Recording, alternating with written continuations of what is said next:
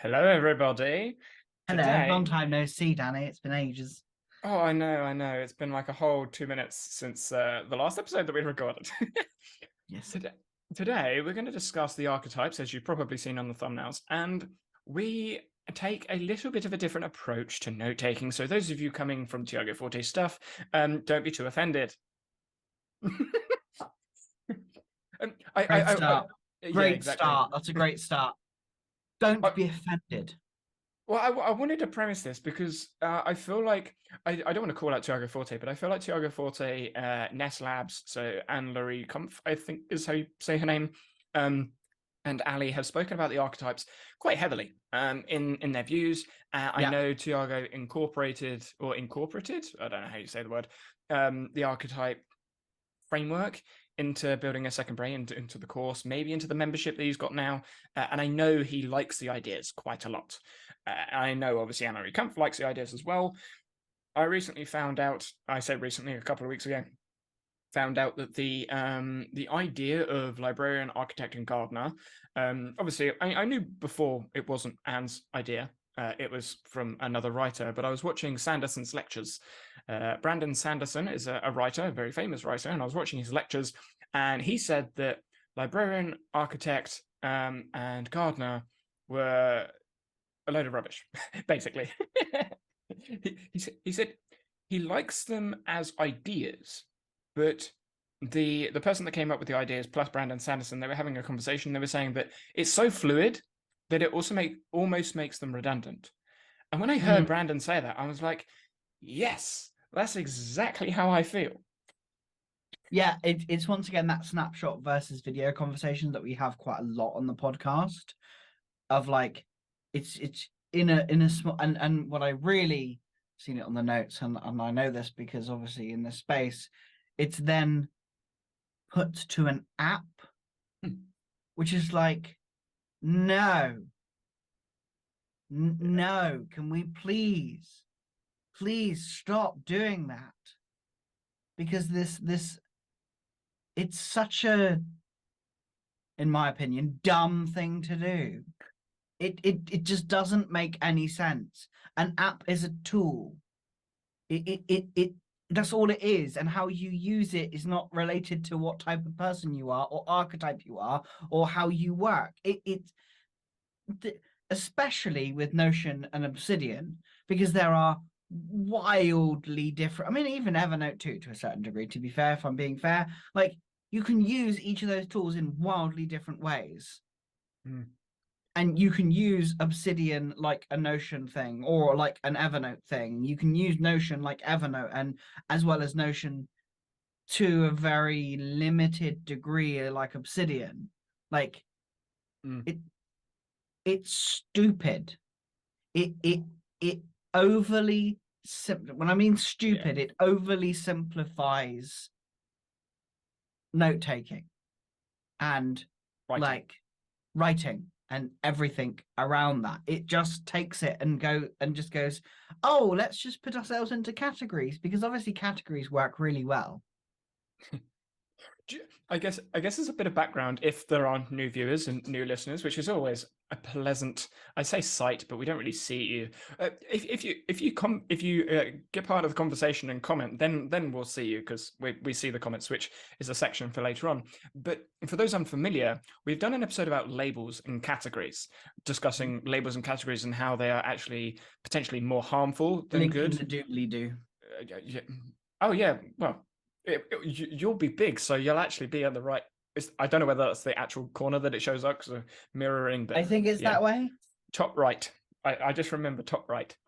Um, but yeah, so we've got an episode about labels and categories about them being potentially not as useful, and we have an ongoing conversation about the ecological approach or a different approach to learning, which uses affordances and constraints inside of the environment. So it's not cemented. It's not, as you mentioned earlier, a snapshot. It's an ongoing video, an ongoing experience. And when I look at librarian, architect, gardener, they are labels, which again, there's nothing wrong with labels, but I can be a librarian sometimes, and then an architect another time, and then a gardener another time. There's no cemented point. So I'm not going to change using the apps.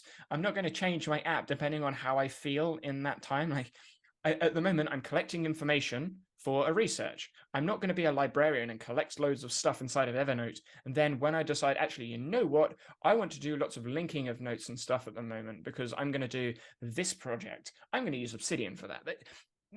It just adds too many friction points in the actual process of working, especially if I want to use some of the things that I have in my so-called library. So the archetypes, yes, describe behaviors, but behaviors, as anyone will know from behavioral science, changes with the environment that you're in. A perfect example that's in pop science being popular science in the gen pop situations, general population, using all the terms, is introverts and extroverts. Are you an introvert or are you an extrovert? And Or are you an ambivert? a normal person. Yeah. And I was asked this recently at a what's the word, wedding, the thing before a wedding that isn't the wedding, the reception, wedding reception. Yeah. I was at one of them, and I was speaking with people, and there was one of the girls I was talking to. She said, "Oh, I'm very introverted, so I'm going to stay outside." And she asked me, "Oh, are you an introvert?" And I was like, "Sometimes." She was like, "What do you mean?" I was like, "Well, in this environment right now, I feel pretty extroverted because I know you, I know them, and I know those people over there. But if I was to go stand in that group over there, I'd be very introverted because I have no idea who they are, what they're talking about, what's going." So it depends not only like the physical space, because that's one example in a physical space where I can be extroverted and introverted at the same time. But also, put me in a sporting situation, I'm more likely to be extroverted than inside a business situation. I may be extroverted in the business situation if something else comes up. So the behaviors of introverted and extroverted change depending on the environment I'm in. And Hence why they created a third label called ambivert. which just encompasses everyone, which is why categories are annoying to me. And when I try and think about that in the librarian, architect, gardener thing, I'm like, just throw them out the window. It completely depends on the project you're doing, the research you're doing, the person you are, or the conversation you are having at the moment. As we've spoken about previously, cognition and thinking, it's going to change. I'm interested for if we have. My assumption is based on what's happening at the moment with the videos that we're producing. More new people are coming into the conversation. So if you do, I suppose, align with one of these, why? Like, what does it give you? Like, what affordances does it give you to constrain yourself by one of those labels? Like, what does it allow you to do? Like, what's the damn point? Yeah, I was going to say to get I think around some of those terms, because obviously they may not be familiar with affordances, constraints, and the way that we're viewing those terms. How does the label help you? Would be Yeah, what does a it allow refined. you to do? What is it? What does it do for you? Mm. Does it give you a sense of community with other people who are similar? Okay, cool. That's interesting. But what does that give you? Like, it's basically what's the point is what I'm because I remember very a while ago it was like, yeah, cool. I use Notion, so I guess I'm an architect. Yeah, but I'm not an architect because I like to connect ideas together. And I also like to store ideas too. So that means I'm a librarian. So it means I'm this. And I'm like, but well, then if I'm all of them, then why does it matter? But that right there, I think, is the misconception and the misunderstanding of what these archetypes are. Is a lot of people, as well as us, we've assumed one behavior maps to a certain archetype, which is the limiting element of this. Because I did the aha moment a minute ago, which people may have seen if they're watching on YouTube anyway. The Tiago recently came up with the student archetype. I don't know whether you saw the video where he introduced this fourth archetype, where instead of using complicated apps, you use simple tools. And to me, do you remember the video I'm talking about? So I'm just reacting to simple tools and just like, Yeah. well, Well, that's he was saying that the student is more likely to use something like Google Keep over something like Obsidian. And I'm sitting here thinking, hold up a second. I would class myself as a student that has deadlines like projects deadlines, not the same as essays that are going to be marked by lecturers that really don't want to be marking them, that is in a system that's entirely broken, that does literally nothing that it says it's meant to do. But that's another argument. I still do that stuff, and I use Obsidian. I could use Notion. I did use Notion previously. I used Evernote for like 3 days and didn't like it, but I could, if I really forced myself to, use it. But now Google Keep does a job. And the way I see this inside of our ecological lens is that every tool has affordances and constraints, i.e., things that information that's available to you to move stuff. So inside of Obsidian, there is information, i.e., panes, core plugins, community plugins that you can move around. The ability to move that around is an affordance that in Notion you don't have, because you can't move the sidebar from the left side to the right side. In Obsidian, you can. You can move the workspace setting to the right side, or the files down the bottom of the right side. That's an affordance in Obsidian you don't have in Notion. A constraint in Notion is you need to put things in databases to have metadata on information. But in Obsidian, that's not a constraint because everything is just a file. You don't need a database for it. So the affordances and constraints of the tools can help you in different environments. I think because Obsidian is so extensible, there are less constraints. Notion has more constraints, but with those constraints come with other affordances. To try and use some of these terms that we're familiar with from the ecological approach, that I'll link a video top right about the intro video. It's like 30 minutes. So when I look at these tools, the tool doesn't map with an archetype at all. The tool maps with the person and the environment, embodied cognition, at that point in time. And for me, the most flexible tool for the embodied cognition that I engage in the most is Obsidian. For someone's embodied cognition that is less dynamic, I guess you could say, than me. So someone that is just taking notes on a meeting, and then the note in a meeting goes to the next meeting. That's less dynamic. There's less complexity inside that environment. Burn yourself in your tea. Because there's less complexity in that environment, maybe you don't need the extensibility of Obsidian, so go to Notion. Totally valid. There's nothing wrong with that. That doesn't mean and this sorry, I didn't mean to interrupt, but this goes on to the app versus which is better, which is worse. Doesn't exist. There is not better, there is not worse. There just is. They all exist. They all have their own benefits and drawbacks, constraints and affordances. They all allow you to do certain things and not allow you to do other things. And it's about figuring out what you want and what you need for the environment that you're working within. So much of conversations from a business sense is like, oh, well, what app do I use? Well, that completely depends on the environment you're in and what you're wanting to achieve. Because if you don't do it, if you want these things, then this app basically is useless to you. If you want those other things, then this is what you need to use, and this is how that will work, and this is what this means, and this is what that means, and this is what the things you need to understand are, and what you need to know. And it's so much more around what you're looking for in the environment and discovering. And by environment, we do mean like the physical environment that we're in. The conversation is an environment that we're in. What I'm thinking about in my brain is an environment that we're in. Well, that you're in. I'm not in that one. I'm in, sorry, yes, and you're in your own environment too. We are in a collective cognition. I love that word, it's so good. Term. Is 2 words. Come on. 2 words. You should be able to count to 2. Depends on what day it is. I guess we're in the middle of the week. Normally we record this on a Saturday for those listening this time. Where I want to go with this, which I think is interesting to me, is when I look at the comments of the video that I mentioned earlier from Tiago, a lot of people give 2. I'm a student and gardener. I'm a librarian and gardener. I'm a architect and librarian. They don't give the 1. And to me, that makes the archetypes redundant, because the point of an archetype is to identify with certain characters and behaviors. But if you're more than 1, or you're all of them at different times, I don't see the point in it. It's adding a label to something that doesn't really do anything. That's me. Obviously, if you disagree, put us in the comment section. We'll continue the conversation in the following episodes.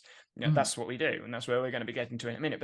But that is where I'm getting to. Like, what is the point of note-taking archetypes? You write. Everyone writes stuff. Cool. Everyone writes stuff different because we're all divergent. Cool. So what? So what? Going back to the question I asked is why is it important for you? What does it allow you to do? And how a kind of reflective question is how does it limit you? Exactly. Where I'd like to, I want to poke you a little bit and ask you something. So when it comes to, this could be potentially controversial. When it comes to those people talking about archetypes, do you think they're harming the world of PKM and writers?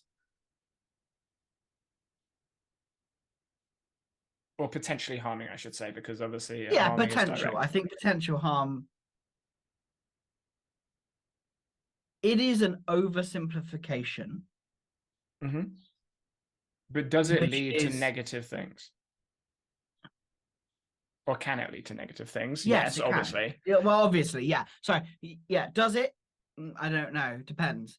Can it? Yes. I want to challenge you on that. Does it depend? For example, Ali does a video, 10 minutes. It probably got one up on his channel at some point. Ali does a 10-minute video saying he is a this type person, and then asks in the comment, what type person are you? Tiago does the same thing. Anne-Marie Kump does the same thing, just with a blog.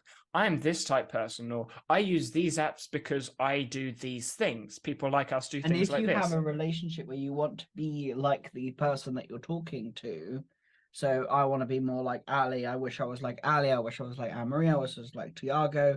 I want to be more Tiago. So you have these content creators, these celebrities, I suppose, is the best language that I have for that. Yes, that is dangerous. Yes, it just is. Because you're trying to become someone that you are not. Exactly. It is not, it is assigning something to you. I mean, I'm thinking about this from my business of like, I have this quiz which gives you traits. I specifically used traits, but then I'm there going, but still, if they have multiple traits, how valuable actually is it? And it's like, oh, shit. We are all divergent by design. Yeah. And why I find this important to me is when I look at those conversations and when I look at the continued conversation for those things is either Ali, Tiago, and whoever, maybe they change, but they don't mention it. Or they evolve their thinking and don't mention it. Or they evolve their thinking, they mention it, but the person that saw the original video didn't see that. Now you have a conversation that's going on in the PKM world where people are saying, I am this, or I am that, or I want to be more like this, or I want to be more like that, but they don't really know why or what they're doing about it. And this is where I think the PKM world moves in a lot of directions. They say, I want to use networked thought tools.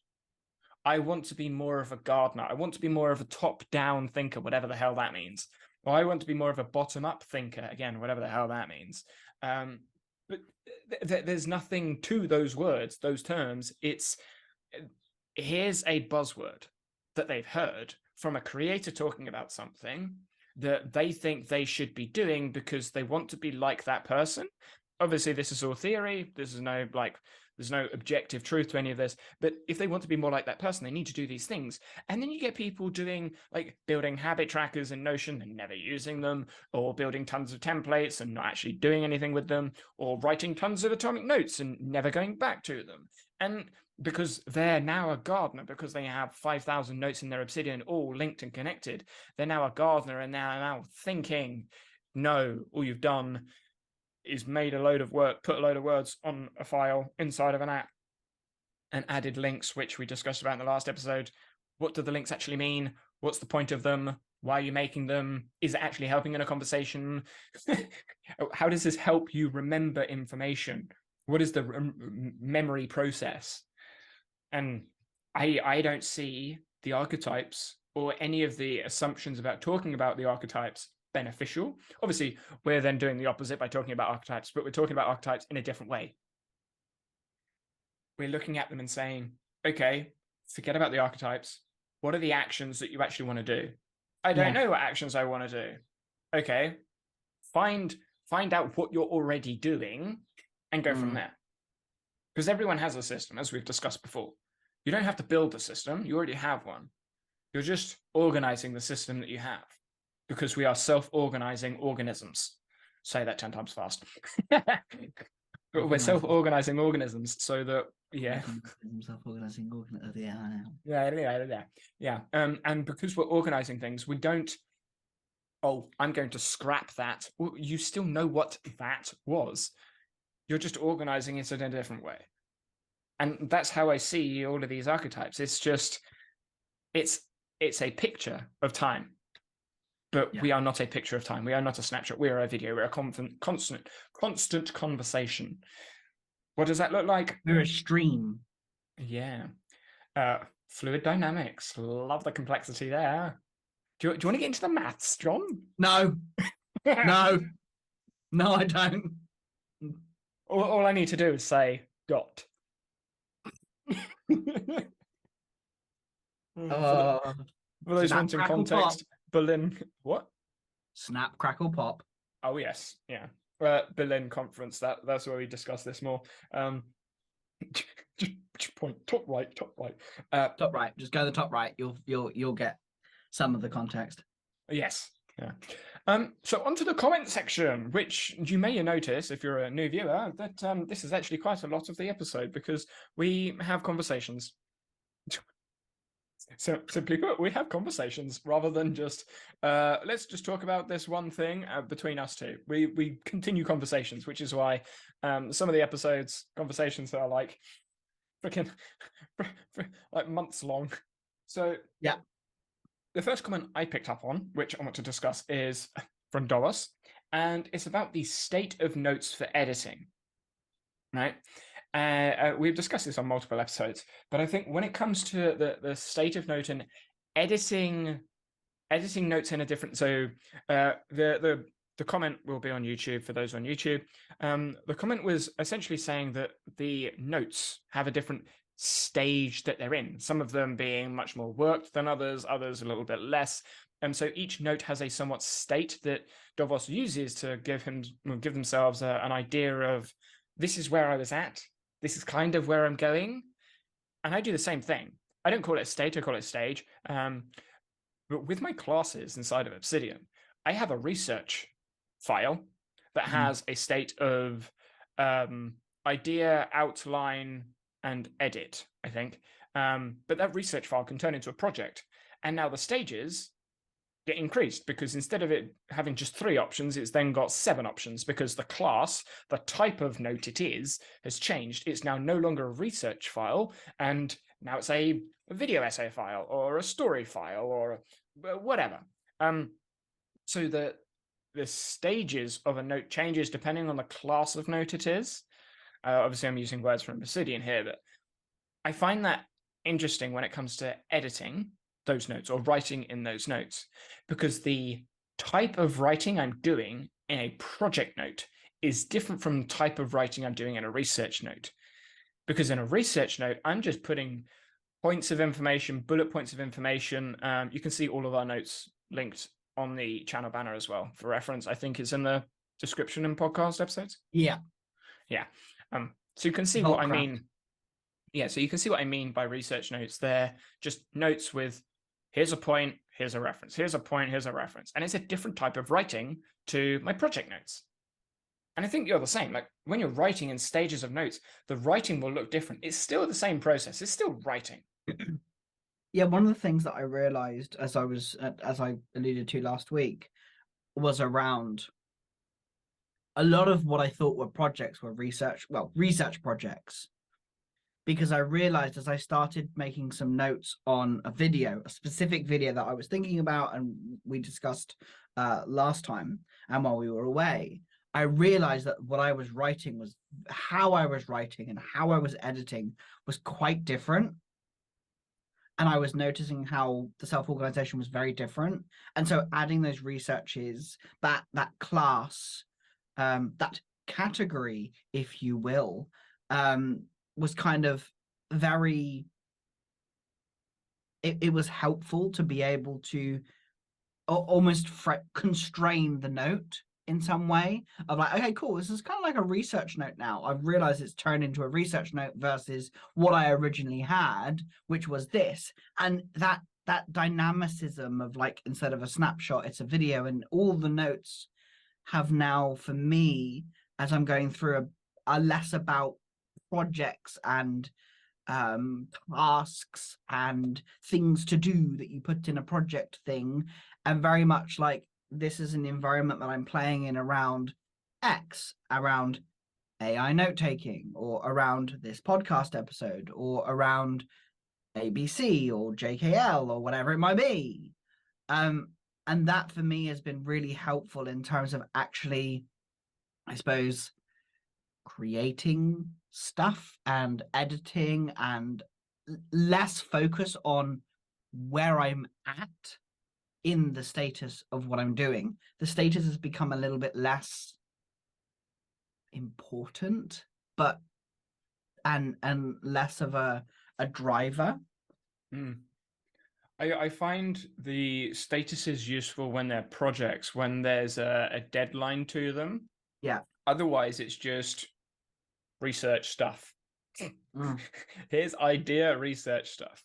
The reason I have 3 statuses in my research class is because some research files are a little bit more refined in the story that they're telling. So some of them are very, very, very broad, because I don't really know what story I'm trying to tell. I don't know what narrative I have. I don't really know what perspective I have. And it's just, I'm putting things in there to see what emerges over time as I go and dip into those notes for various reasons. Sometimes I don't touch notes for a couple of months, and then I'm in it, and then it's turned into 5 projects, and it's completely transformed. The UK education note is a perfect example of that. I made that note over a year ago, and it was just random points in education, the UK education system. And then I thought, you know what, let's see if we can do a video about this. And then I decided, actually, I've got a lot of points on this. Actually, this is really good. Actually, I've got loads of other points on this. So I now have loads of other stories related to UK education that I didn't have beforehand, but I knew what perspective I was trying to tell with the story. And that's where the style of writing, the change of writing happens. And I recognize that we're using labels to describe things here, but the labels are human heuristics that we're using because we are familiar with what they mean to us. So if you have any questions about the labels that we're using, put them in the comments, because then we can elaborate on what the labels mean to us. Obviously, affordances and constraints will probably come up. Because and I think that kind of, because it twigged in my head, it's like, hang on a minute, we're talking about these things and we've literally just poo-pooed a bunch of labels. And I'm like, interesting. But I think like where I'm at with that is that the assumption with librarian, architect, gardener, and student is that they are fixed.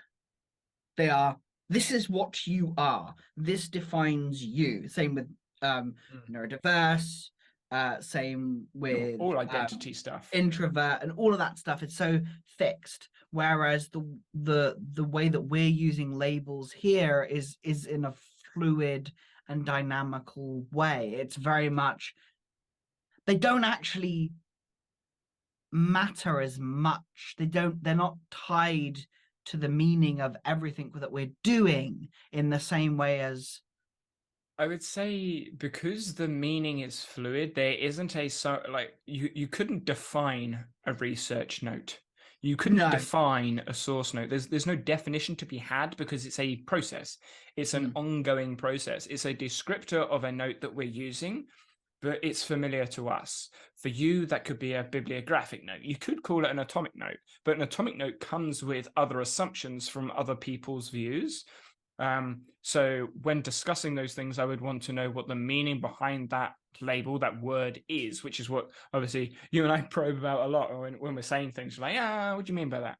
And obviously we reflect, as Davos has said previously, which kind of relates to my next point. Do you want to go for one of yours, or? Oh, yeah. Actually, it links quite nicely to mine. Content versus conversations. I think we mentioned this on the pod. Have we mentioned this publicly on the podcast? We will do now. Cool. So, there's a lot of content in the world, and this is a very different type of content. It's more conversational. I did a couple of podcast and live stream things a couple of months back now. I don't remember time. A while ago I did some public content, and I noticed a huge like disconnect of my own expectation.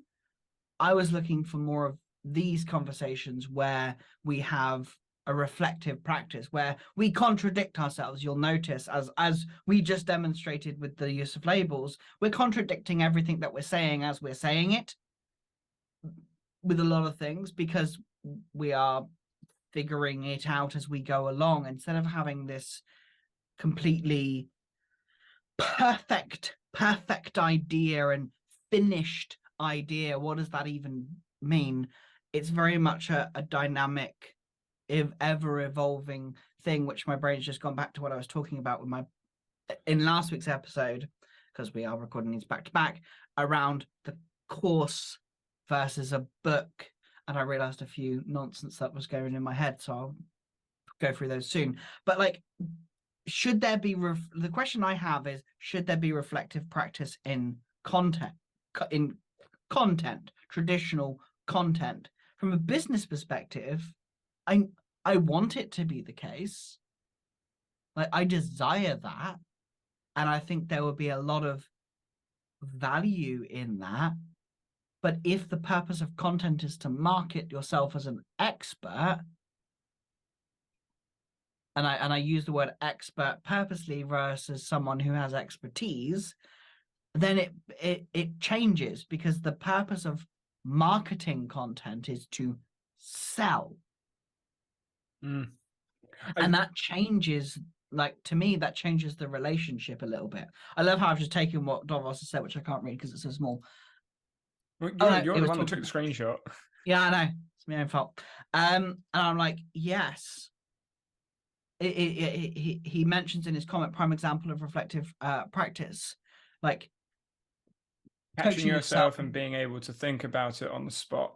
It is also something that is a big no-no on other serious, in quote marks, podcast conversations, because it shows that you are unsure in your own belief and arguments. I think that, obviously on YouTube you'll see the comments so you can read through it, but that there summarizes the difference between this conversation and a lot of other podcasts.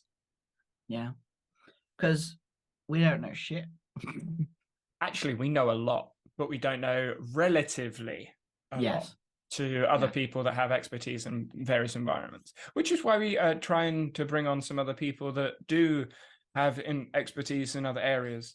I think the way that I'm looking at the reflective practice inside of a conversation is specifically with sort of other content creators, is content is typically polished by creators. Tim Ferriss recently, when talking to Colin and Samir, was saying that they polished up some of the recordings.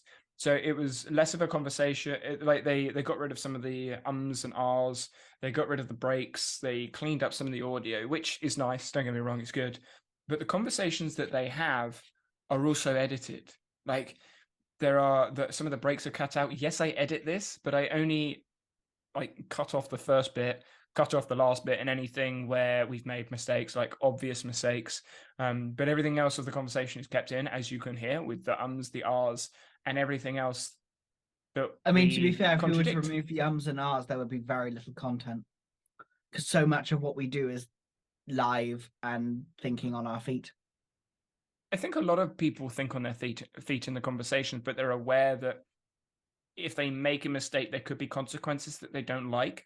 whereas we have an element or an air of psychological safety inside of this environment so that we can be wrong. Whereas I think a lot of the other podcasts are interviews. So they don't really want to be wrong or being seen as a different way than is portrayed. So if they have this online persona, they don't want to be seen different. For example, if you were to get a productivity person on and they were to basically say, yeah, I'm not productive at all, that could go against their conversation, like their image. And that's an interesting thing from a productivity space, because I'm not productive in the sense of what productive. If you look at what it's a subjective term anyway.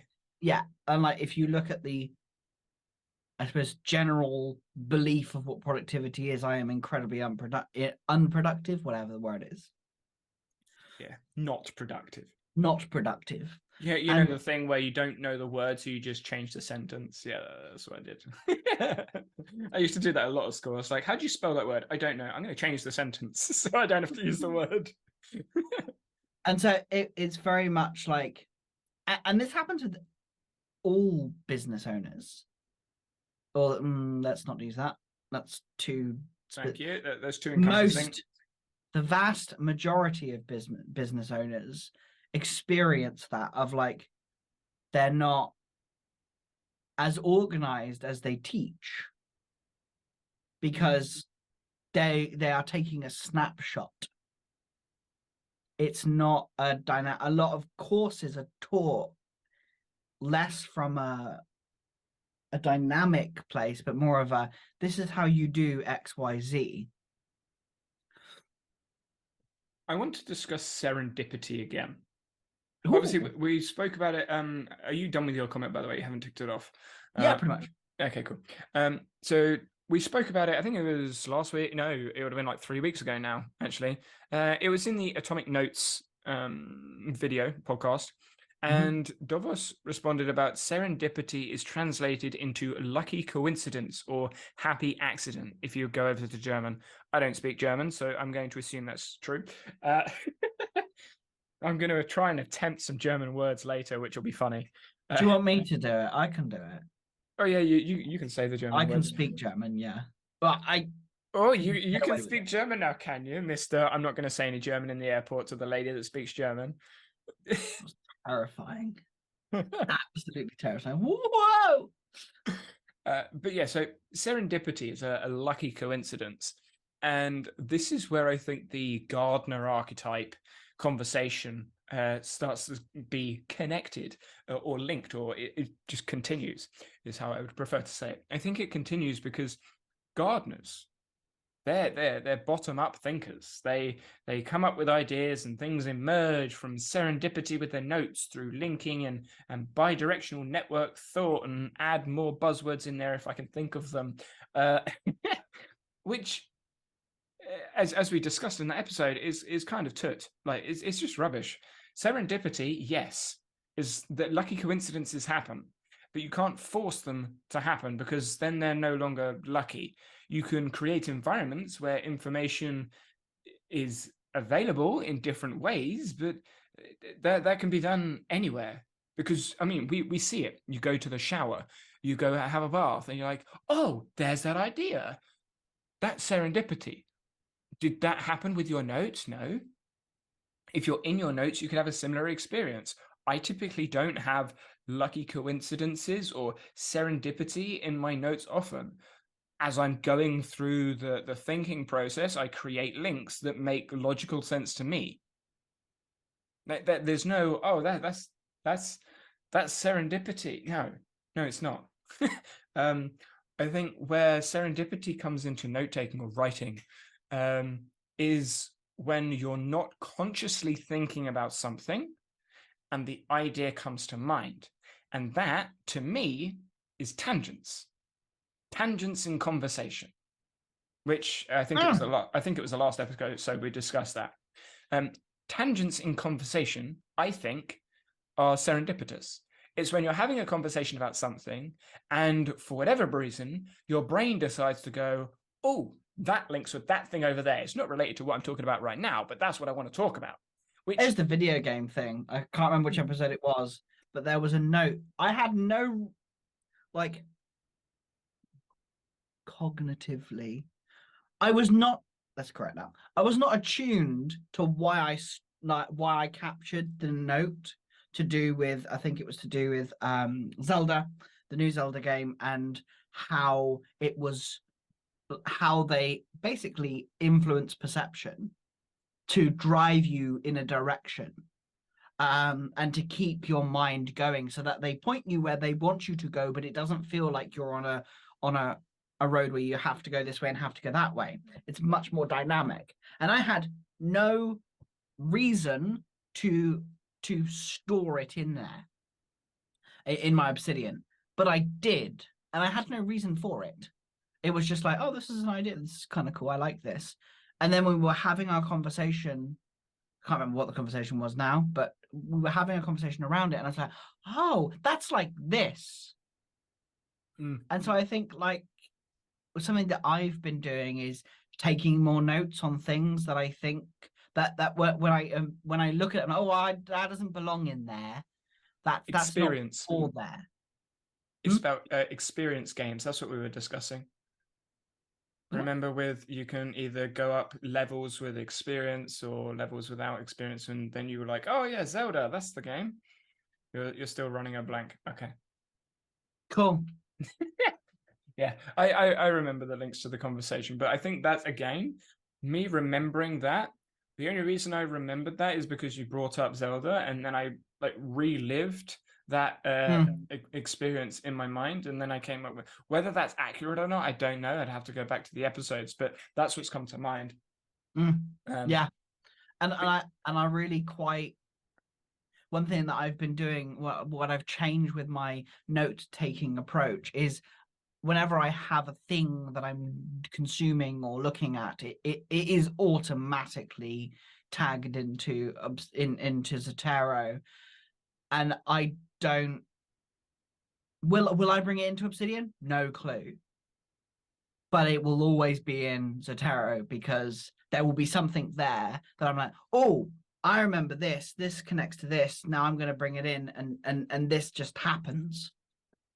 Something that I realized about Zotero that I really undervalued when I started using it is because I clip videos in there. Sometimes I go on YouTube and I start watching a video and I think, I've watched this before. I think I've got notes on this already. I clip it, go to Zotero, and then if it's in Zotero, I can just merge the two duplicates and go directly to that note, because I'm at a point with my notes inside of Obsidian. I've been doing it for 2+ years. Apologies for the dog, but it means that all of those notes there, I can go back to them. I can find them easier. Yeah, I do love Zotero, and the more I think, oh, I'm gonna jot this down, even though it has nothing to do with most of the concepts that we're talking about, or it doesn't appear to, and I'm not attuned to that. It often does link back in beautifully weird and serendipitous ways, which I think is the bit that I'm enjoying a lot now. So let's have a look at these German words, shall we? Here, can you see them? Yeah. Ranschaft and chempregnant. Chempregnant? Yeah, I have no idea. But yeah, the two words are essentially saying crystal clear and clear in the core. Apparently, according to the comment. I really like the comment. So thank you, Granas. I'm not going to say the year, but yeah, you can see on the YouTube. But yeah, so those two words to me are really nice words that if they were in English, I have no idea what they would be. Like, I don't know what words I would use to try and replace them, but I think they bring an element of potentially clarity to the words used. And this comment was around the words that you're looking to use, whether they are big and complicated and jargon heavy, or whether they are small but have a lot of different perceptive meaning behind them. And I think these two words are, I like the words, and what I want to read out a little bit of the latest comment. because sometimes it's not helpful to separate things from each other. That right there is systems and parts in a nutshell. And the ecological approach tries deliberately not to separate the parts, because if you separate the parts, well, now you can't put them back together because now it's not the same thing. Now it's a new system. It could look very similar to the old system, but it's actually a new one.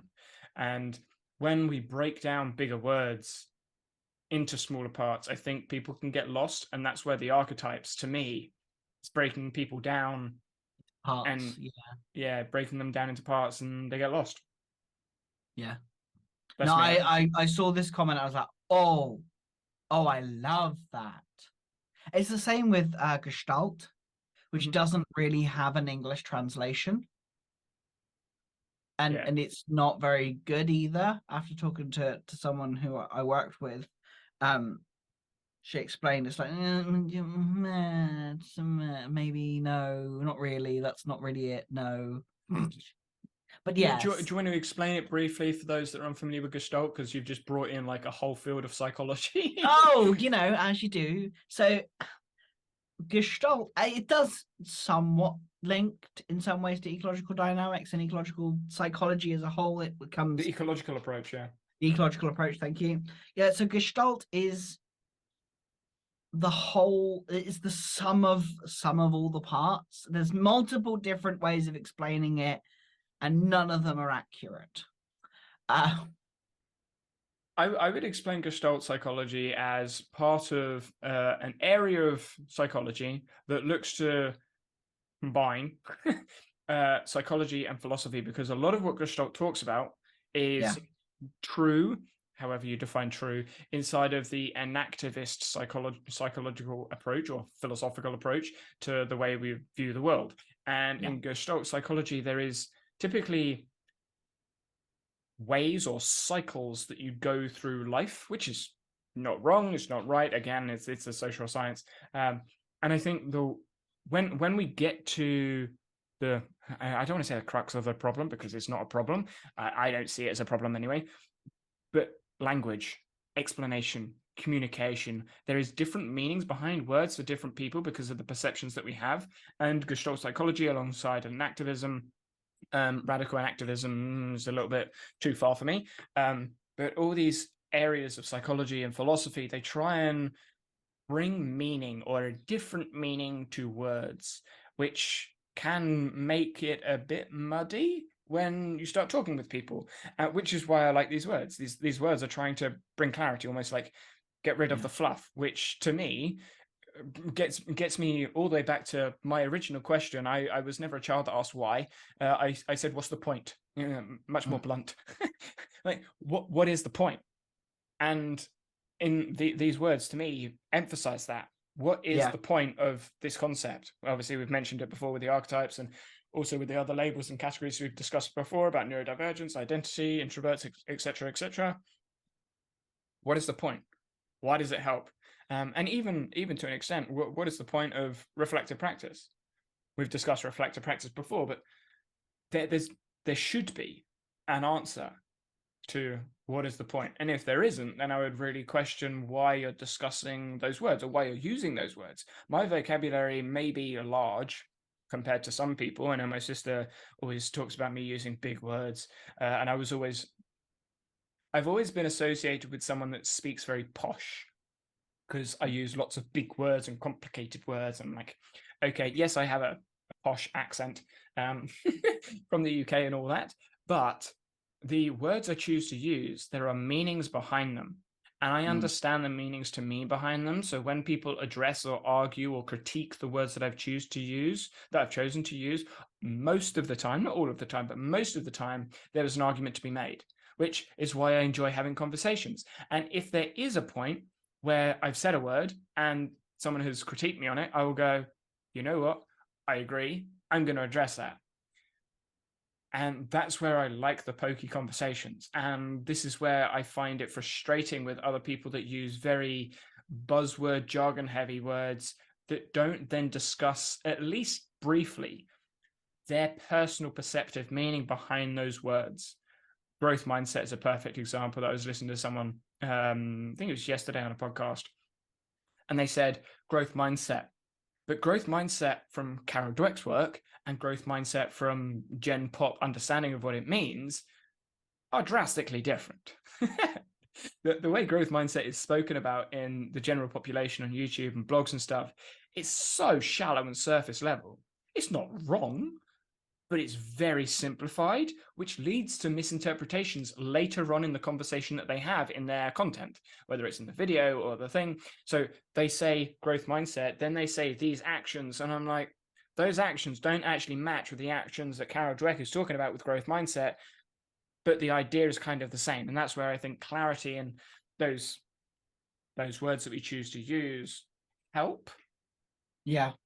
But that's my kind of thinking on that. There's no like answer there. It's just that's what That's something that I'm working a lot on. For me is just considering the words that I'm using after our conversations, which is what you'll hear a lot of in these episodes. Me go, hang on, well, just no, and it's instead of ignoring those feelings of that's not quite right, it's actually pausing and going, oh, whoa, why is that not feeling right? Like, why does that not feel quite what I want to say? Okay, what am I actually trying to say? What's the point of the word I'm trying to say? And it's that. But doing that live, Govos mentioned, I think we brought it up in the last conversation, is that we do that live. There was a perfect example, as I said, last week, well, 2 weeks ago now, where I stopped and I was like, you know what? No, I disagree with that. And I just argued with myself and then came back around.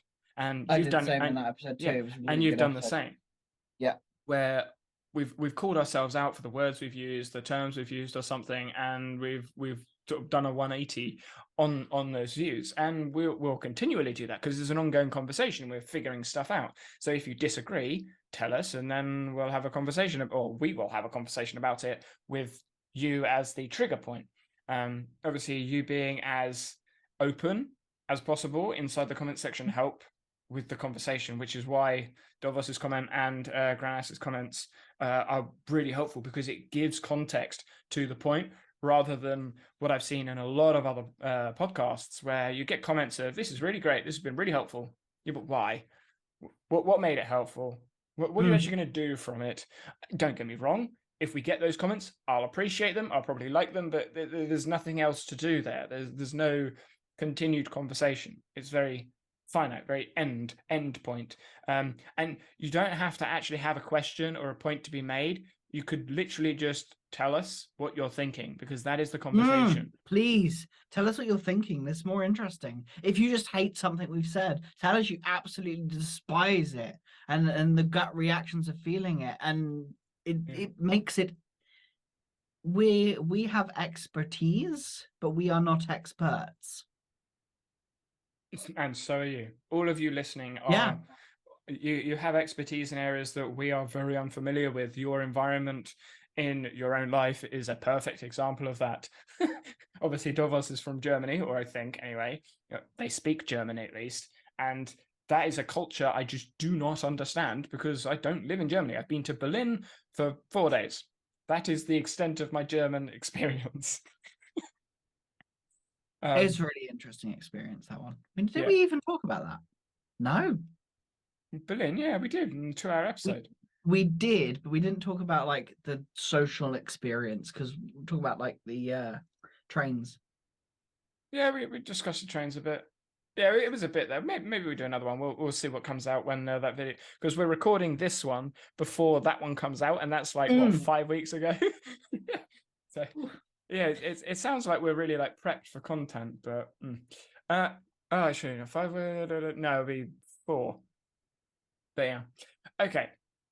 My next comment is numbers are objective. We need interpretation, and this to me brought up processing. What processing means, and it actually comes back to the conversation that I was listening to yesterday on the podcast when it comes to science and what science means. There was a different podcast I was listening to about subjective and objective sciences, and this could sound really odd, so be prepared. How do you know your family? Right? How do you know your family if you don't test them? If you haven't done a scientific test on them, how do you know that you know your family? Right? Because the way we assume science works is we have an observer, we measure metrics, we make sure the observer doesn't impede with any of the factors that could impact the way that whoever, whatever behaves. And then we collect the data, we have a hypothesis, we see if the data matches the hypothesis, and then we come out with a conclusion. And then we say that we know about the thing. We don't do any of that with any of the people that we speak with.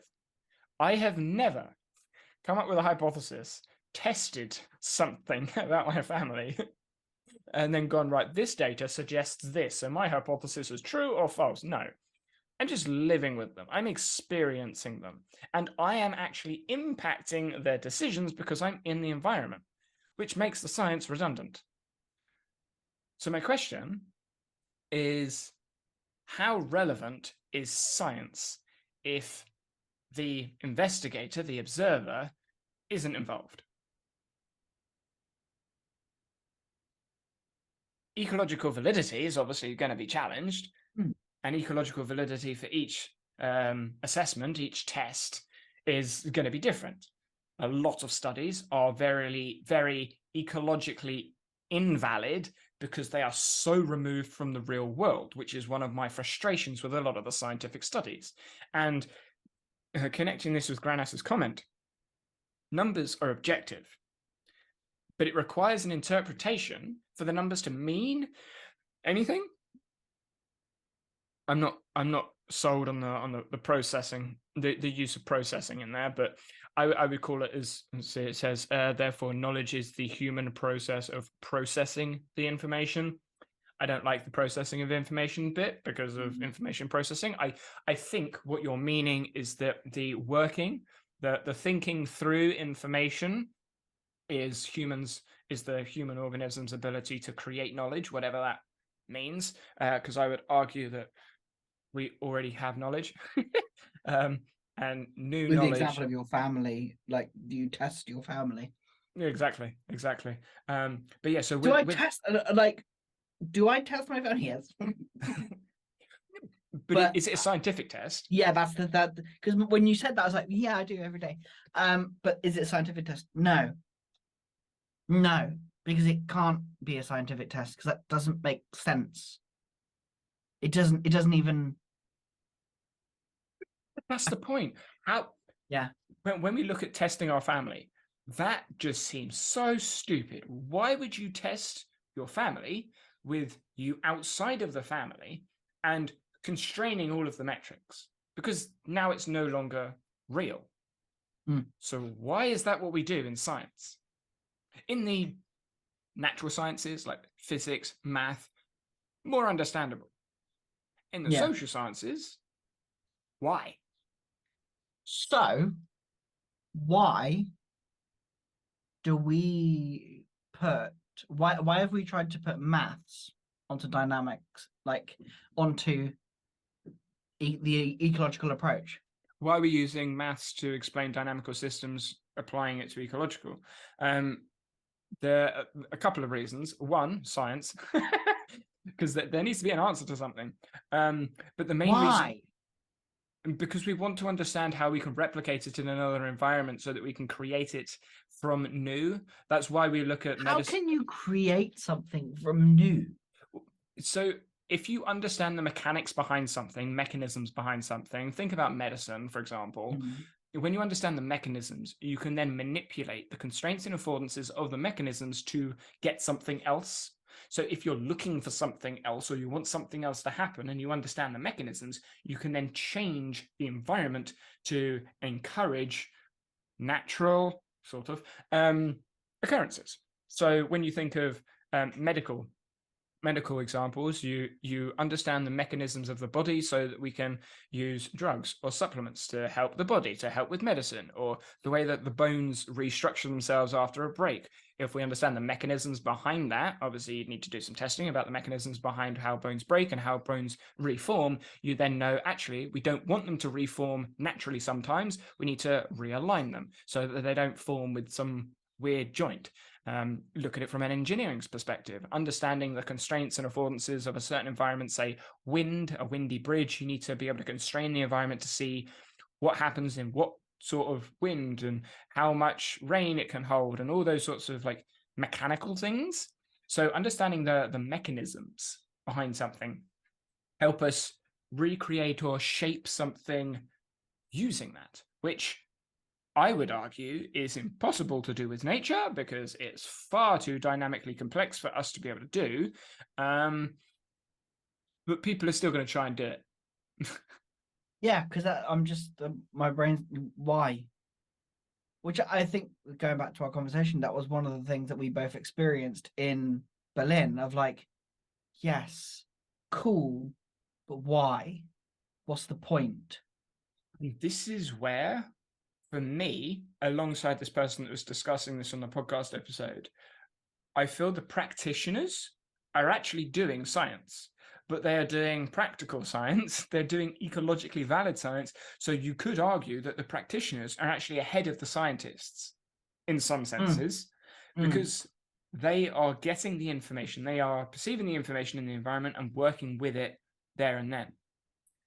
Where I think the abstract theories and the scientists can come in is when the practitioners that haven't found the most or a more effective way of doing something are still practicing.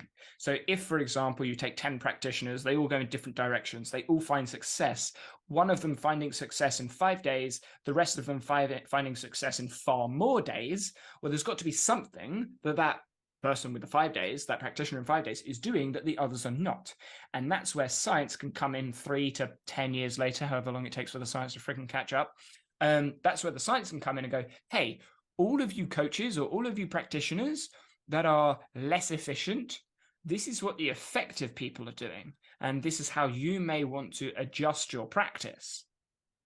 So that's how I would see it, as practitioners can be helped, aided in their effectiveness of their practice through looking at other practitioners. But if you have a conversation with practitioners going on anyway, then you don't need the scientists to help and do that job for them. Cool. Yeah, that's a couple of thoughts on that. Obviously, let us know your thoughts, whether you agree, disagree, or anything else. But yeah, I think that sums us up quite nicely. Yep. See you all in a couple of weeks. Bye.